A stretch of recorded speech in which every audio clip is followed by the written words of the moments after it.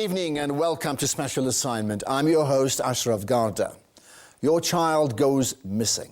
It's one of the worst nightmares a parent is likely to experience. And in tonight's edition, we investigate 3 cases of children that went missing in the terrifying hours, weeks, and in one case, years of anguish their families have had to endure. But the one common thread running through all these stories is the seeming inability of our police to handle these investigations with the necessary skills or urgency they require. It's estimated that a child goes missing every 6 minutes in South Africa. Now we ask, why can't our police service handle this caseload? The story is produced by Adele van Niekerk. This Midrand student is kidnapped for ransom. Weeks later, she's found raped and murdered. Did she call out for me? Did she want us to come and help her? Did she even know that we were looking for her? In Mitchell's Plain, a 5-year-old girl goes missing for only 24 hours.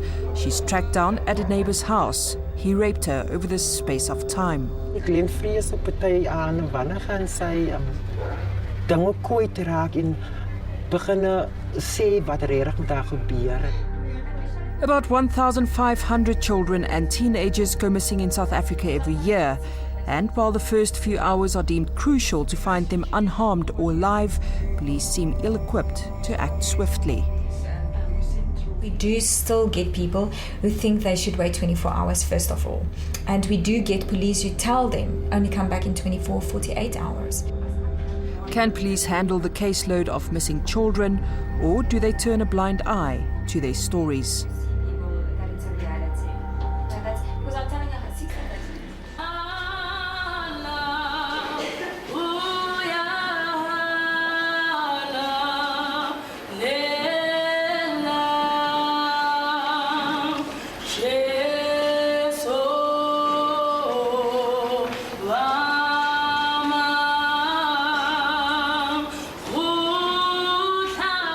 A promising future awaited this bright and humble student, as friends and family described her.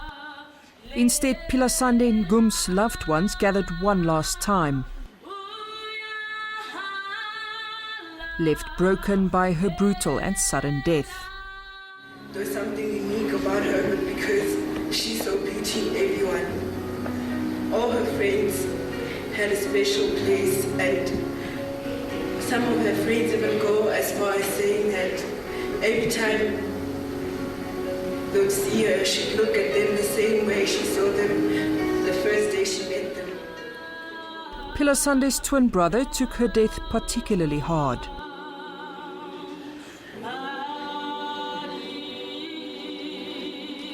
At the moment, I feel like something is missing, you know. It kind of, I don't know, I kind of feel like it kind of made me feel a bit better towards life and a bit better towards, I don't know, those people in general. A few weeks after they buried their sister, Philasande's siblings are still trying to fit the missing pieces of her disappearance together. She was very naive, I must say, which is one thing I really liked about her. But I hope that also didn't get into trouble, you know, with the situation.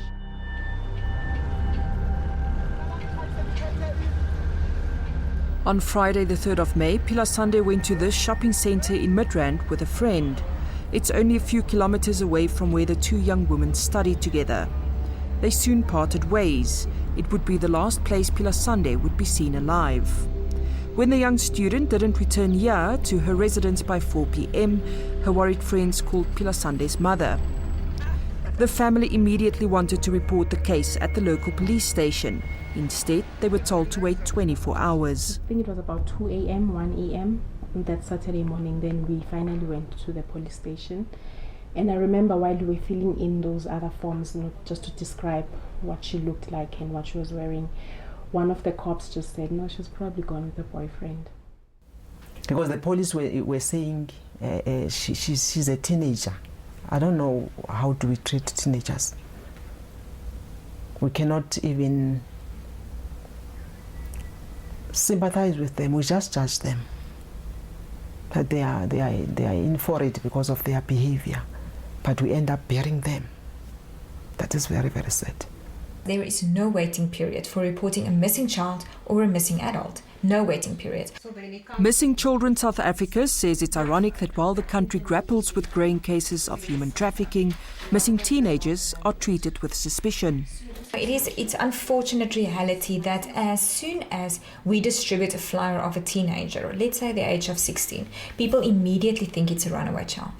And it is because so many children are just found that they were a friend or they weren't happy at home, so they would just leave their home for a couple of days. So it's an unfortunate reality that it's not only the police, it's not only the media, it's actually a general in the public, a problem that we are faced with. Police say if the Ngum's allegations are true, then they concede a mistake was made in Philasande's case. There is no waiting period, so when a person goes missing, the report must be made immediately. If the family went to the police station and they were told to come back after 24 hours, that's a misconduct which we can investigate. Philasande's family say even though they managed to open a case Saturday morning, the investigation didn't get underway. Then we went back again on Saturday in the evening at about 9 p.m. to check, and we were told that no, the case will only be handled on Monday, because the investigating officer that handles cases like that only comes in during the week, not in the weekend. There was no indication that they are intending to assist us. They were saying the person who's supposed to deal with the case will come on Monday. Panic-stricken, Philasande's family say they immediately took matters into their own hands. News articles like this one in the Sowetan reported on the steps the family took. They checked at hospitals and distributed flyers where Philasande was last seen alive. They demanded cell phone records from her network provider and CCTV footage from the Boulder shopping centre. The family searched at the university and at surrounding nightclubs for any clues about Philasande's whereabouts. Where were police investigators in these crucial first hours? After the victim was reported missing, police started to investigate. There were several investigations that was done, although I cannot maybe comment more about our operational methods. In a moment, a missing teenager's investigation turns into a kidnap-for-ransom case.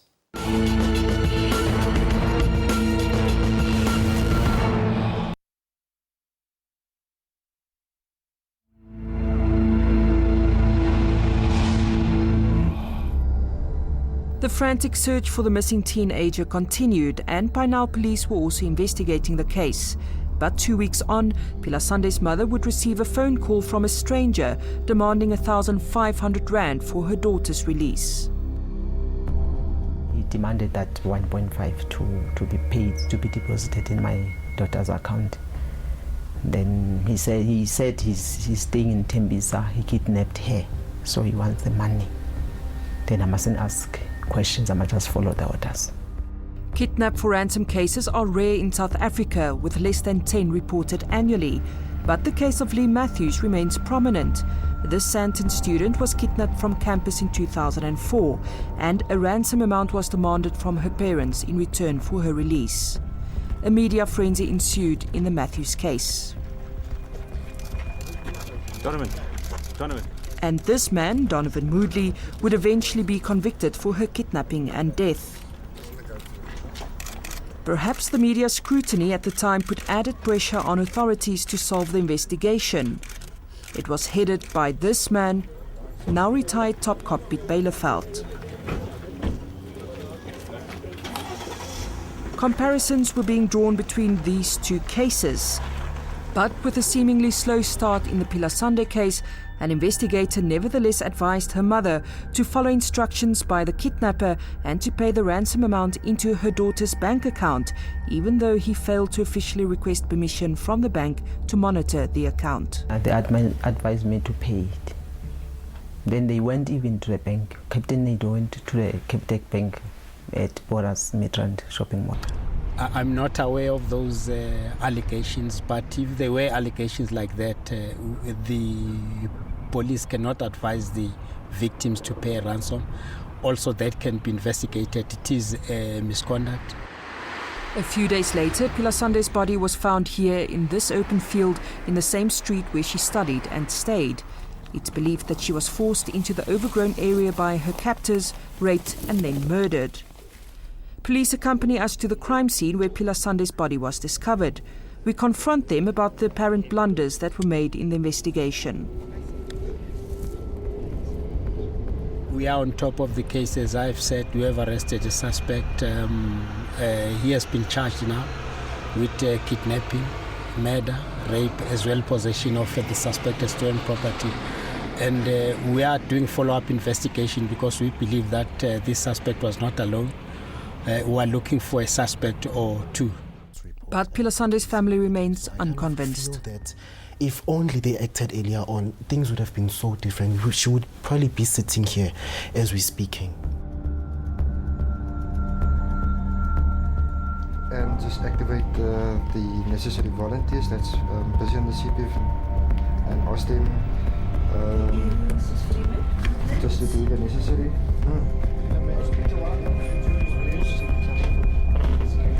Yes, Warrant Officer Julius, this is Mr. Philasande here from the CPF, the PRO, in connection with a missing child. We link up at the police station.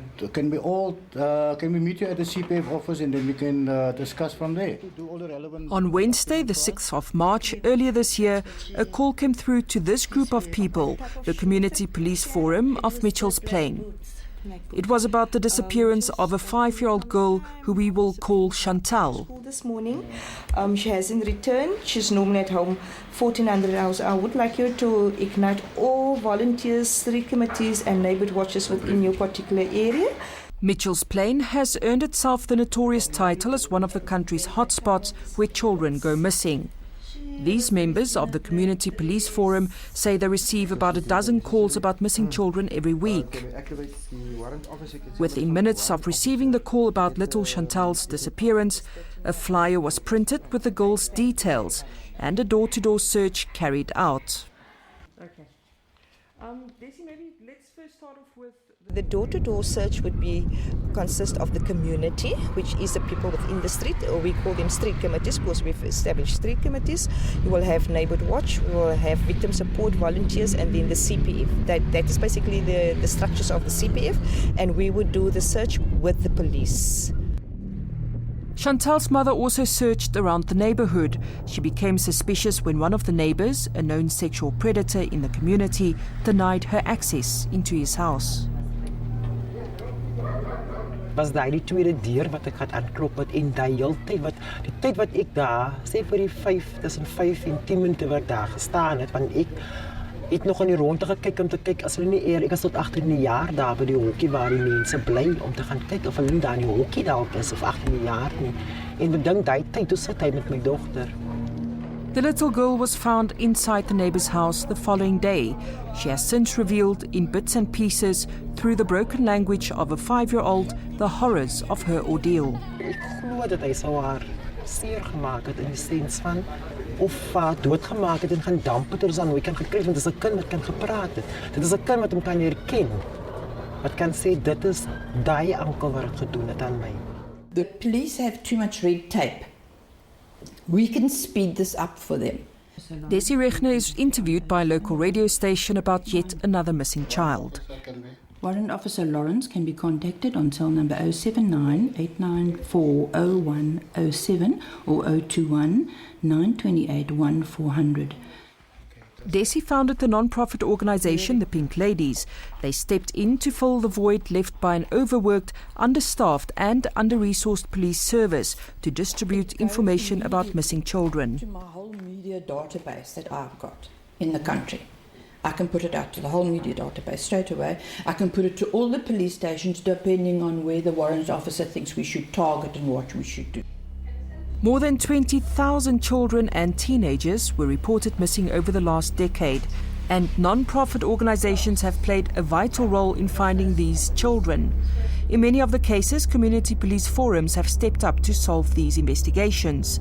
The police service has dismantled specialised units, and this has also left the Missing Persons Bureau a shadow of its former self. We've got ourselves aligned with all the CPFs, which is the way to go, because take for instance Mitchell's Plain, I'm very involved there.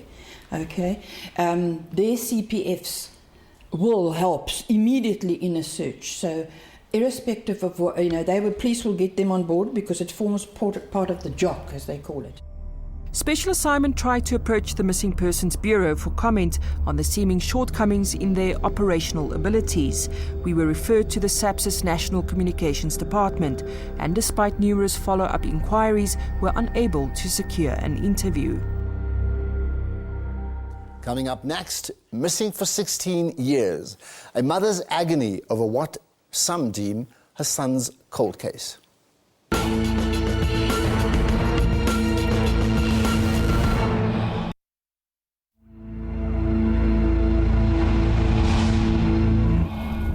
Sien hulle noem hom nie meer nie.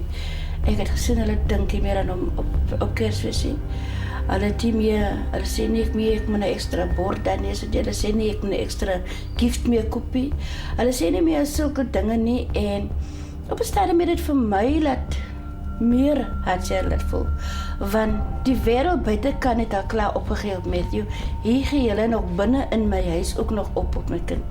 Ek vir my, ek het dit baie hard op hulle en hulle pa gevat. Ek het op 'n stadium gesê, wys vir my hoe kan julle net vergeet hy is nie meer daar nie. Hoe kan julle aangaan? But carry on she did, for the sake of her husband and other 2 children. All along, Michelle kept clinging on the little shred of hope that her son was still alive, up until today, 16 years later. Hy is 'n deel van my lewe gewees vir 9 maande binne in my. 9 jaar het ek hom gesien. En hy het net verdwyn. So daai emosies vat vir jou op en af. Vandag is jy reg om die wêreld aan te vat. Môre voel jy jou verlange is so sterk, jy kan nie uit jou bed uitklim nie. In 2005, Special Assignment reported on missing children on the Cape Flats. Then Matthew Ohlsson had been missing for 8 years. There is no greater agony than the loss of a child. Possibly worse is not knowing whether he is alive or dead. I'm coming now, and so I came in again by the gate. So he said, if I throw slippers in the garden, so he went to the garden, and so I went inside. So Mommy had to bin. So Mommy said, where's Matthew? So I said, he's outside. So I went to call him. So I looked through the window, and he was standing by the 3 a.m. So I told me, but I was in the first room. So just like a second, half a second just went on. So I said, he's outside. So she said, go fetch him. And I went outside, and he was gone, without a trace. Matthew's disappearance was bizarre. The family lived in a cul-de-sac near a main road surrounded by flats and houses. Barefoot, dressed only in his underpants and vest, the 9-year-old went outside to remove the waste bin. He just disappeared and no one saw anything. And it feels like we are searching. Today, Michelle still talks with bitterness about how police seemed hell-bent on linking Matthew's case with other victims of the so-called station strangler who was active on the Cape Flats. She believes this distracted investigators, wasting valuable time. Almal gaan natuurlik voel dit is my kindie, want dit is nie hulle kindie, dit is maar net 'n werk wat hulle doen. As hulle iets kry hulle iets, as hulle nie iets kry dan gaan hulle huis toe en hulle klok uit en hulle is klaar. Maar vir jou as ouer jy moet jou kind vind. Over the years, Michelle headed an organization called Concerned Parents of Missing Children and have assisted hundreds of other parents like her in their quest to find their children. But funds have since dried up. You mustn't work with your heart. You mustn't work with your passion. As daar 'n saak kom vir Concerned Parents, sal ek nooit die mense omstuur nie. Ek stap saam met my ma, gaan toe by die polisiestasie, gaan smaak hy saak. En jy luister as hulle vir jou sê 24 uur, want daar is nie 24 uur. Terwyl ek weg was. Michelle says even today, police seem to lack the urgency and know-how in handling cases of missing children on the Cape Flats. Because they don't do it themselves or they haven't been through that situation, they can say and think anything. But as long as we know what we do, it's right. Shows on our results. And the results do indeed look promising, at least here in Mitchell's Plain. But many argue it's thanks to the swift reaction of grassroots activists that more than 99% of missing children are now reunited with their parents. And a lot of community work is done to demystify the stranger danger stereotype. In most instances, the children that disappear is known to the alleged perpetrator or the person that takes the child.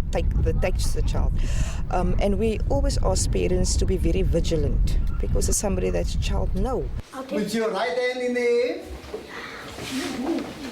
Show me your pointer finger, your Peter pointer, and stick it in the center of your thumb. Can you see the number? 10111. 10111. It's a 10-1 number. It's an emergency number.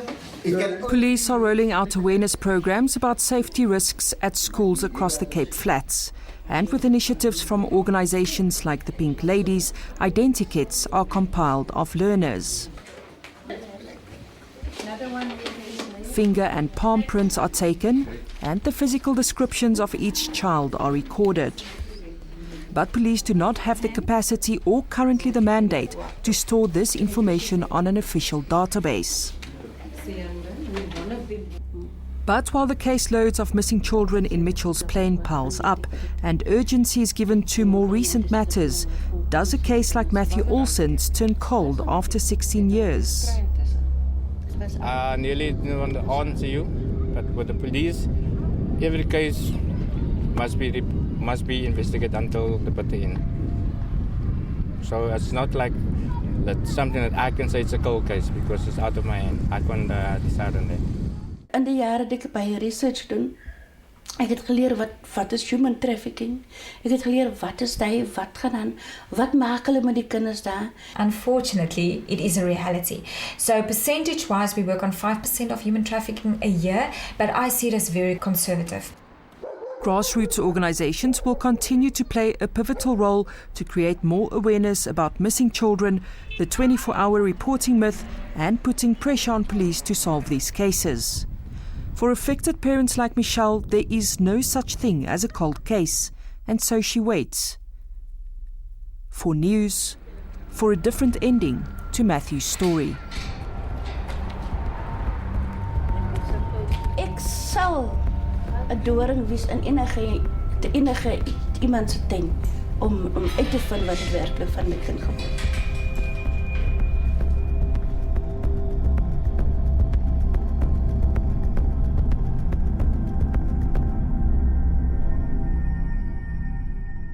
So what's your take on this issue?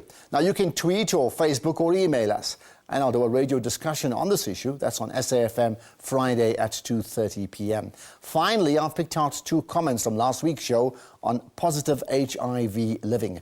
Kay Octoberson tweeted, "I chose life when I decided to get tested for HIV, not knowing my status was death." And Bernice Inchidiseng Facebooked, "I'm inspired all over again.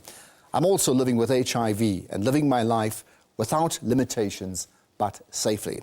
Well, that's it for tonight. Join us again next week when we point out the issues that matter.